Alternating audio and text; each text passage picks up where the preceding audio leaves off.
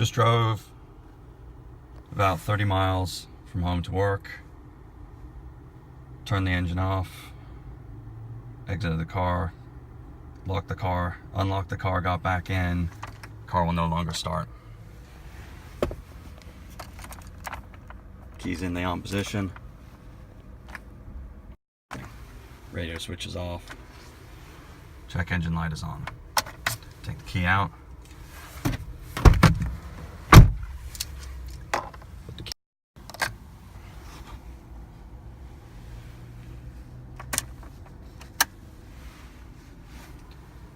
Turn to on.